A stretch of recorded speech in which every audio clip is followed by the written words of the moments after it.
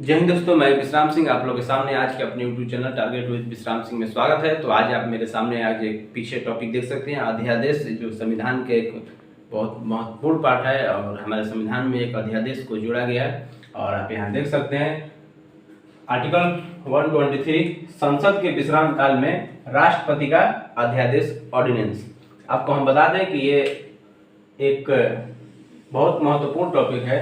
अध्यादेश जो राष्ट्रपति द्वारा जारी किया जाता है और संसद जब नहीं चल रहा होता है, संसद का सत्र जब नहीं चल रहा होता है, उस काल में अगर कोई भी देश को जरूरत पड़ जाए कानून बनाने के लिए, नियम लाने के लिए, तो उस स्थिति में हम राष्ट्रपति के थ्रू एक अध्यादेश होता है जो अनुच्छेद 123 के तहत हम कानून बना सकते हैं और उस वक्त हम देश के प्रति उस कानून को लागू कर सकते हैं जब संसद न चल रहा हो तब। अगर संसद चल रहा है तो अगर संविधान ये कहता है कि संसद ही कानून बनाएगी, लेकिन अगर संसद सत्र में न हो, सत्र से बाहर चल रहा हो, तो उस स्थिति में हम राष्ट्रपति द्वारा करके एक अध्यादेश राष्ट्रपति ला सकता है और देश के अंदर देश को एक अस्थिर होने से बचा सकता है। इसके लिए हमारे संविधान सभा ने इस अनुच्छेद 123 को हमारे संविधान में वर्णित किया है, जो कि देश को एक अस्थिर से बचाया जा सके मुश्किल हालातों में। इसलिए आज हम बात करते हैं राष्ट्रपति का अध्यादेश, जो कि ये कुछ भी हो, एक मंत्रिमंडल के सलाह पर ही ये सब किया जा सकता है। राष्ट्रपति अपनी मर्जी से नहीं कर सकते, मंत्रिमंडल का सलाह ही होगा तो अध्यादेश आएगा। और यहाँ देख सकते हैं, अगर इसके बारे में अगर बात करें तो अध्यादेश एक अस्थायी कानून होता है, मतलब ये टेम्पोररी बेसिस कानून होता है, ये परमानेंट कानून नहीं होता है। परमानेंट ये तब हो जाएगा जब यही अध्यादेश संसद से दोनों सदनों से पारित होके अगर राष्ट्रपति के पास चला जाए, दोनों सदनों से पारित हो जाए, राष्ट्रपति के पास जाए, राष्ट्रपति सिग्नेचर कर दे, तो उस टाइम ये अस्थायी कानून माना जाता है। लेकिन जब तक ये अध्यादेश के रूप में रहता है, ये अस्थायी ही कानून होता है जब तक इसको दोनों सदनों से पारित नहीं किया जाता है। तो एक ये पॉइंट हो गया जो कि एग्जाम में पूछा जा सकता है कि अध्यादेश अस्थायी होता है कि अस्थायी होता है। तो आप यहाँ पर दिमाग लगाना पड़ जाएगा कि ये टेम्पोररी बेसिस कानून होता है।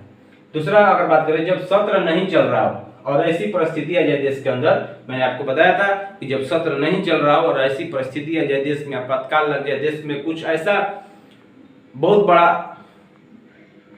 कांड हो जाए, तो उस स्थिति में राष्ट्रपति द्वारा अध्यादेश को लाया जाता है और देश को अस्थिर होने से बचाया जा सकता है। तीसरा पॉइंट, जब लोकसभा भंग रहती है तब अध्यादेश नहीं लाया जा सकता है। आपको बता दें कि कभी कभी ऐसा होता है कि राष्ट्रपति लोकसभा को भंग कर देता है, संविधान के अनुसार नहीं चला तो राष्ट्रपति लोकसभा को भंग कर दिया। तो जब लोकसभा को भंग कर दिया तो उस स्थिति में राष्ट्रपति अध्यादेश को नहीं ला सकता है। इसका एक ही नियम है कि सत्र में जब न हो तभी अध्यादेश आ सकता है। तो ये तीसरा पॉइंट बहुत इंपॉर्टेंट है, VVI है, आप इसको याद रखिएगा। जब लोकसभा भंग रहती है तब अध्यादेश नहीं लाया जा सकता है। ये राष्ट्रपति की बात हो गया। और जैसे राष्ट्रपति देश में होता है वैसे राज्यपाल राज्य में होता है, तो राज्यपाल को भी वही अधिकार है। तो 123 राष्ट्रपति के लिए और 2 का 1 का 2 का चेंज कर दीजिए, और 213 जो है ये राज्यपाल के लिए होता है, जो राज्यों में अध्यादेश लाता है तो उसके लिए हो जाता है। तो 213 राज्यपाल द्वारा अध्यादेश जारी करने का ये अनुच्छेद है।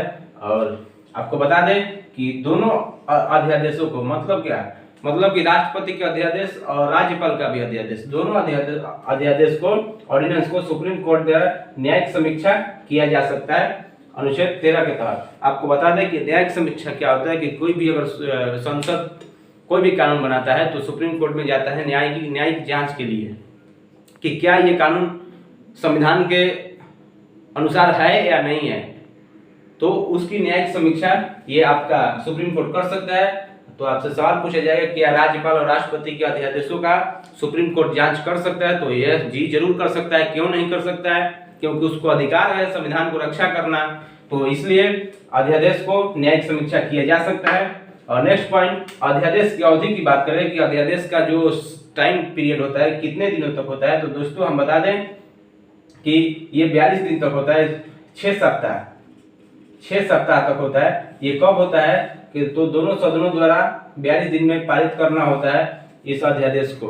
आपको बता दें कि राष्ट्रपति अगर अध्यादेश को जारी करता है तो उसको 42 दिन के अंदर संसद द्वारा पारित करना होता है। अगर संसद द्वारा पारित नहीं होता है तो अध्यादेश स्वतः समाप्त हो जाएगा और फिर से राष्ट्रपति को अध्यादेश लाना पड़ सकता है। और आप देख सकते हैं 42 दिन, एक आपके दिमाग में आता होगा कि 42 दिन कब से, तो एक एग्जाम्पल से हम आपको समझा दें दोस्तों यहाँ से कि मान लीजिए कि लोकसभा में एक राष्ट्रपति ने लोकसभा में 10 मार्च को ये विधेयक आता है कि ये अध्यादेश को जारी किया जाता है, लोकसभा से पास होता है। मान लीजिए लेट सेट राज्यसभा बैठती है 20 मार्च को, 10 दिन लेट हो सकता है, 1 महीना लेट हो सकता है ना, तो उस दिन भी दोनों पारित कर सकता है। तो मान लीजिए अगर राज्यसभा 20 तारीख को पारित करती है तो यहाँ से 42 दिन, मतलब लास्ट सदन का जो भी डिसीजन होगा वहां से 42 दिन आपको जोड़ा जाएगा। और मैक्सिमम अवधि की बात करें, अगर अधिकतम कितने अवधि तक अध्यादेश को रोक के रखा जा सकता है, तो 6 महीना 42 दिन। 6 महीना क्यों, आपको बता दें कि अगर संसद का जो सत्र है वो भंग नहीं है और सेशन में भी नहीं है, सत्र में भी नहीं है, तो एक से दूसरे सत्र के जो मैक्सिमम अवधि होना चाहिए वो 6 माह का होना चाहिए। 6 माह के अंदर आपको बैठक करना ही करना है। तो मान लीजिए कि एक सत्र के और दूसरा सत्र, एक सत्र खत्म हो गया, राष्ट्रपति अध्यादेश लेकर आ गया, दूसरा सत्र 6 महीना मैक्सिमम आपको करना ही करना है, तो दूसरा सत्र चालू करने में 6 महीना का टाइम लगता है। तो यहाँ पर अगर सत्र बैठता है तो मान लीजिए यहाँ पर स्टार्ट किया, तो यहाँ से अगर पारित करेगा तो फिर 42 दिन तक ये अध्यादेश लागू रहेगा। 42 दिन के बाद ये स्वतः खत्म होगा। तो इसी 42 दिन में ये दोनों राज्यसभा और लोकसभा दोनों से पारित करना आवश्यक हो जाएगा दोस्तों। और नोट में यहाँ पर मैं लिख दिया हूँ, राष्ट्रपति जब चाहे तब अध्यादेश वापस ले सकता है, अपना कानून वापस ले सकता है। इस बात को आप दिल में बैठा लो। और क्योंकि एक ही राष्ट्रपति चाहे जितनी बार अध्यादेश ला सकता है, ये दोनों पॉइंट आपके दिमाग में होना चाहिए कि राष्ट्रपति जब चाहे तब अध्यादेश को वापस ले सकता है, और जब चाहे जब, और एक ही राष्ट्रपति कितनी बार भी ऑर्डिनेंस ला सकता है। तो ये छोटा सा एक टॉपिक था जो मैं सोचा कि आपको बता दूं। अध्यादेश अनुच्छेद 123 और राज्यपाल अनुच्छेद 213 के तहत आपको ये याद करना होगा दोस्तों, क्योंकि बहुत महत्वपूर्ण है ये एग्जाम के पॉइंट ऑफ व्यू से। और एक बात आपको बता दें कि अगर मेंस में अगर क्वेश्चन लिखना हो कि क्या ऑर्डिनेंस, क्या अध्यादेश हमारे देश के लिए अनुकूल है कि प्रतिकूल है, तो इसका हम बता दें कि आपको बता दें कि जनता ने संसद को चुना है, लोकसभा के लिए चुना है, सांसद को चुनकर भेजा है कानून बनाने के लिए। हम तो राष्ट्रपति को चुने नहीं है, तो फिर ये संविधान के अनुकूल कैसे हो सकता है?